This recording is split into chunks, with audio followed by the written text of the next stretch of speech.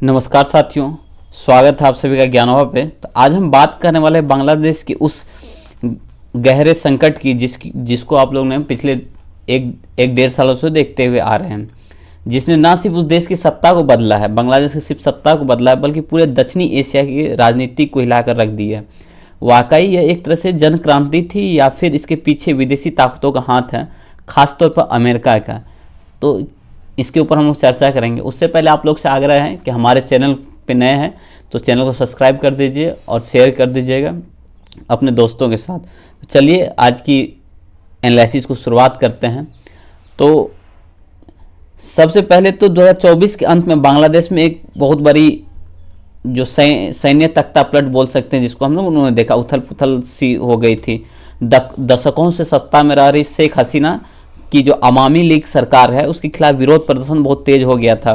फिर आरोप उस पर लगने लगे शेख हसीना के ऊपर और उसके जो भी मंत्री वगैरह थे, जो भी उसके पार्टी के लीडर्स वगैरह थे, उसके ऊपर कि मानव अधिकार उल्लंघन करने लगा है, भ्रष्टाचार और चुनाव में धांधली करने लगा है। फिर दिसंबर 2025 में एक दृश्य आता है कि एक हिंदू मजदूर जिसको दीपू चंद दास जिसका नाम था, उसको भीड़ के द्वारा बहुत बेरहमी से मार दिया गया। बेरहमी से मार दिया गया मतलब एक तरह से उसको आग के हवाले कर दिया गया, उसको आग से जला दिया गया, जिंदा जला दिया गया। और ये जब ये घटना ये जो है फिर ये 18 दिसंबर 2025 को जब दीपू चंद दास की हत्या कर दी जाती है, आग में उसके जिंदा जला दिया जाता है। जैसा आप लोग देख सकते हैं वहाँ सिर्फ उसका चप्पल सिर्फ बच गया था, बाकी सारा पार्ट उसका जल चुका था, उसका बॉडी पूरी तरह झुलस चुका था। तो उसके बाद ये जो है ये भीड़ के द्वारा किया गया था, इसका तो कोई चेहरा था नहीं सामने। तो अब इसके ऊपर आरोप किसके ऊपर लगाया जा सकता था, क्योंकि एक भीड़ के द्वारा, मोब के द्वारा इसको किया गया था। तो इसके ऊपर जब ये घटना होती है तो इसके बदले में भारत में भी बहुत सारे लोग सक्रिय हो जाते हैं, बहुत सारे संगठन सक्रिय हो जाते हैं और फिर बांग्लादेश के खिलाफ या फिर ऑल आई ऑन हिंदू इन बांग्लादेश करके जो कैंपेन चालू हो जाती है। और फिर बांग्लादेश के हिंदुओं को बचाव के लिए भारत में प्रोटेस्ट होने लगते हैं कि भारत की गवर्नमेंट कुछ कर नहीं रही है, वहाँ पे हिंदुओं को मारा जा रहा है और यहाँ पे मुस्लिम जो आ रहे हैं उनको रहने के लिए घर मिल रहा है, ये बहुत सारी चीज़ें मिल रहा है। और वही अगर दूसरे कंट्री में कंपेयर करें तो वहाँ पे हिंदुओं की हालत बहुत ही ख़राब है। तो अब इसके बाद क्या होती है कि जब उनका हत्या कर दिया जाता है तो उसके बाद क्या होते है इस तरह से, तो फिर बहुत तेजी से कुछ ही घंटों में भीड़ ने पूरा दक्षिणी एशिया के जो बहुत सारे मीडिया है उसके ऊपर भी, और डेली स्टार करके जो बहुत प्रतिष्ठित चैनल है डेली स्टार करके, उसके ऊपर भी हमला कर दिया। तो उसके ऑफिस को जला दिया जाता है। बहुत सारे सांस्कृतिक केंद्र होते हैं जो हिंदू से रिलेटेड होते हैं, उनको तोड़ फोड़ कर दिया जाता है, उसको आग के हवाले कर दिया जाता है। सबसे मेन जो मुद्दा है वो है कि हम यहाँ तक पहुँचे कैसे। ये जो हिंदू तक को मारने की बात आ गया, हिंदू को भगाने का बात आ गया बांग्लादेश में, वो जो सबसे मेन रीजन था उसका वहाँ पे हम लोग पहुँचे कैसे। तो वहाँ तक पहुँचने के लिए हम लोग दिसंबर 2025 तक पहुँचे कैसे, उसके पीछे हम लोग को अगस्त 2024 में जाना होगा। तो अगस्त 2024 में क्या होता है कि जो है शेख हसीना थी, कहाँ पीएम थी बांग्लादेश की। और उस समय क्या होता है कि उस समय बहुत सारे मुद्दे, बेरोजगारी हो गया, फिर ह्यूमन राइट्स का वायलेशन हो गया, ये सब बहुत ज़्यादा, ये सब जो था बहुत सारे चरम पे थे ये सब बांग्लादेश में। तो इसको लेकर के क्या हुआ कि लोगों में बहुत सारे आक्रोश धीरे धीरे पनप रहे थे। धीरे धीरे बोलते हैं ना कि कोई भी चीज़ का जो होता है वो तुरंत इफेक्ट नहीं दिखता, वो बहुत लंबे समय से होते हुए आता है। उसके बाद एक जा करके एक टाइम पे ऐसा होता है कि वो इतना ज़्यादा अथी हो जाता है, मतलब समझिए कि इकट्ठा हो जाता है कि लोग ब्लास्ट कर जाते हैं। उसी टाइप से हुआ कि वहाँ पे ये सब सहते वहाँ की जनता, फिर स्टूडेंट हो गए, वो लोग बहुत ज़्यादा इसको सह रहे थे। फिर अचानक से अमेरिका ने इसमें घी डालने का काम किया और फिर वो एग्रेशन हो गया और फिर आंदोलन शुरू होती है। उसके बाद क्या होती है, आंदोलन इस प्रकार से शुरू होती है कि वहाँ के जो पीएम हाउस है वहाँ लोग घुस जाते हैं, वहाँ पे बहुत सारे तोड़फोड़ करते हैं। जो शेख हसीना के फादर रहते हैं उनका मूर्ति को तोड़ दिया जाता है, जिसको नेशन ऑफ फादर कंसिडर किया जाता था मुजीबुर रहमान को, उनका स्टैचू को तोड़ दिया जाता है। फिर शेख हसीना के जो बहुत सारे चेयर रहते हैं, या फिर यहाँ तक कि उसके कमबोर्ड जो होते हैं उसको तक लोग उठा करके लेके अपने वहाँ से लेके चल जाते हैं, उसको बेच देते हैं। तो इससे क्या होता है कि बहुत सारे चीज़ देखने को मिलते हैं, बहुत सारे अराजकताएँ देखने को मिलती है बांग्लादेश में। तो इसके बाद क्या होती है कि फिर शेख हसीना को लगता है अब यहाँ सरकार चलाना मुश्किल हो गया, लोग उसके विपक्ष में बहुत सारे खड़े हो गए हैं, उनको मारना चाहते हैं। तो फिर उन्होंने वहाँ से भाग जाने का ही निर्णय लिया, और वहाँ से उन्होंने भाग करके कहाँ, इंडिया में आ गया, इंडिया में शरण ले लिया। और इंडिया में शरण लेके कहीं सेफ हाउस में उसको रखा गया, लेकिन इंडिया के द्वारा क्लेम एक्सेप्ट नहीं किया गया कि हम शेख हसीना हमारे यहाँ आई हैं। बाद में जाकर के भारत ने एक्सेप्ट किया कि हाँ शेख हसीना हमारे यहाँ है।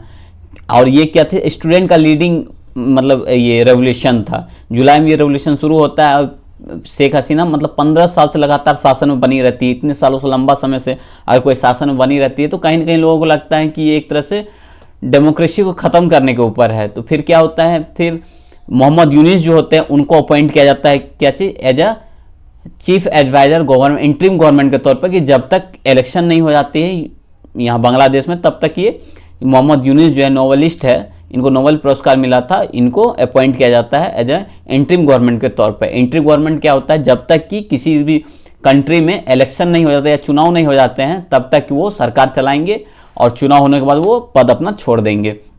तो ये होती है।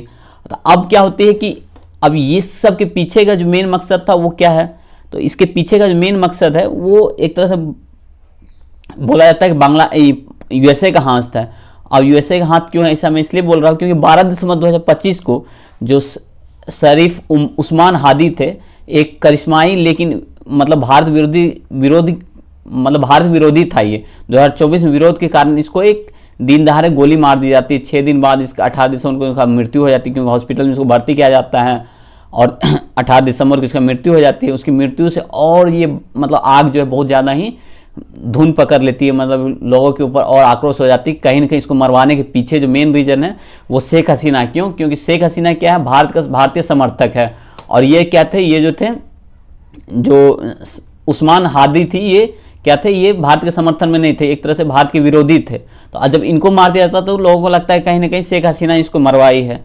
तो अब शेख हसीना आती है जब, तो इसमें 3 पिलर पावर में आ जाते हैं। एक तो शेख हसीना हुई, और ये जो स्टूडेंट के जो लीडर है ये हो गया एक, और ये मोहम्मद यूनिस हो गया, नोबलिस्ट है। तो अभी कौन सत्ता में, अभी तो मोहम्मद यूनिस सत्ता में है इंटरिम गवर्नमेंट के तौर पे, और ये भाग चुकी है, ये इंडिया में आके शरण ले चुकी है। तो अब जब ये इंडिया में आके शरण ले चुकी है तो इन्होंने, शेख हसीना ने आरोप लगाया किस पे, अमेरिका पे आरोप लगाया कि अमेरिका ने उनको दबाव डाला, अमेरिका ने मतलब बांग्लादेश के ऊपर दबाव डाला और वहाँ के लोगों को भड़काया। कौन भड़काया? ये यूएसएआईडी। यूएसएआईडी क्या है?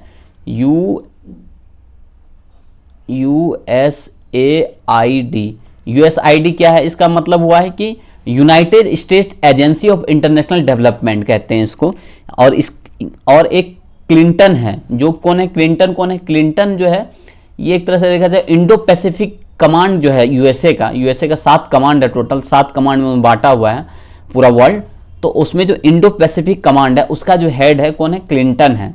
तो अब क्लिंटन क्या करता है, क्लिंटन चाहता है कि बांग्लादेश जो है उसको सेंट मार्टिन आइलैंड है, एक सेंट मार्टिन आइलैंड जो बांग्लादेश का है वो कहीं ना कहीं इंडियन ओशन मतलब भारत के नज़दीक है, तो वो किसको दे दिया जाए, वो ये अमेरिका को दे दिया जाए। लेकिन शेख हसीना थी वो देने से मना कर देती है। इसलिए मना कर देती है क्योंकि बोलती है अगर ये हम दे नहीं सकते हैं। क्यों? क्योंकि वो कहीं ना कहीं से उसमें इन्वॉल्वमेंट है किसका, चाइना का।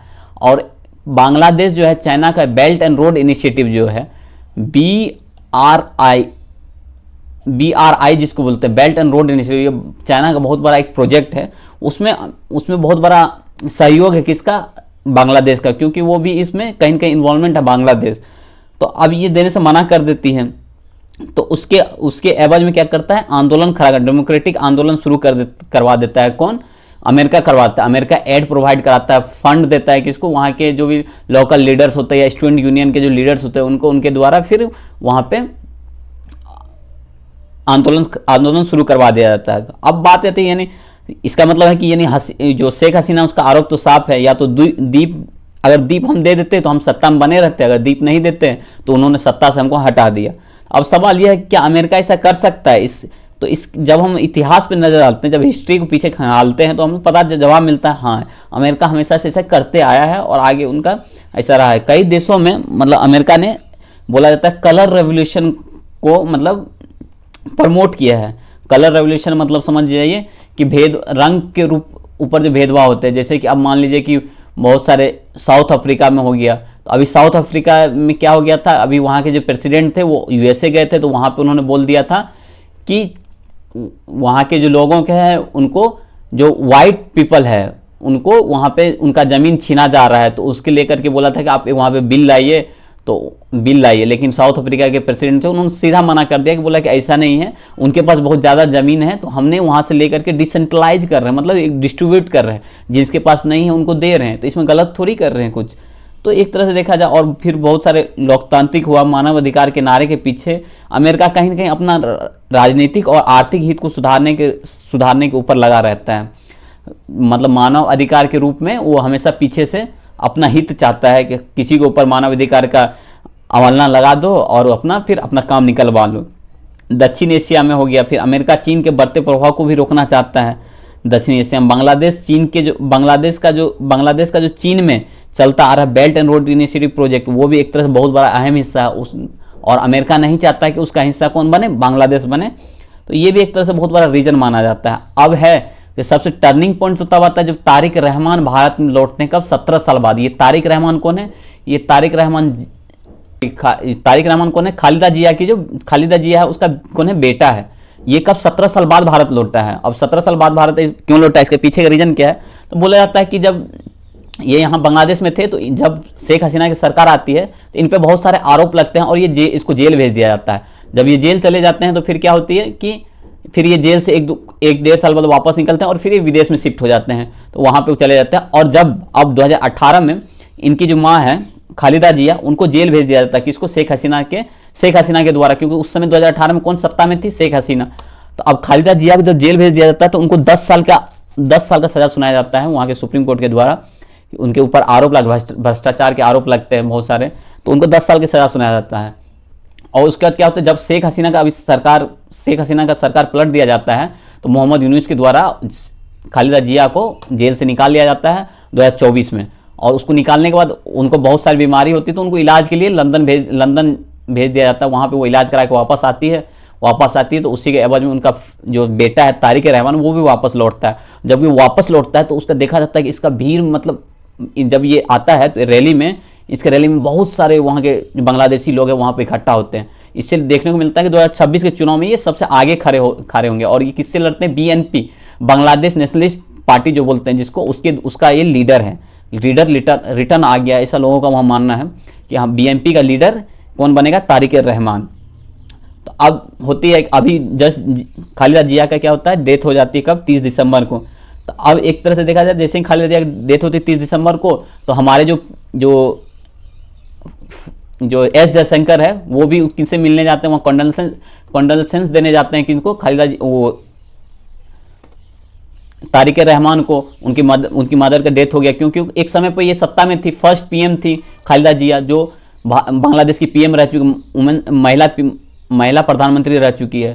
तो अब उनसे मिलने जाते हैं, क्योंकि एक समय पर थी कि ये भी मतलब भारत का विरोधी, जब ओपोजिशन में आती है तो भारत का विरोध करने लगती है, और जब सत्ता में रहती है तो कहीं ना कहीं भारत का सपोर्ट करती है।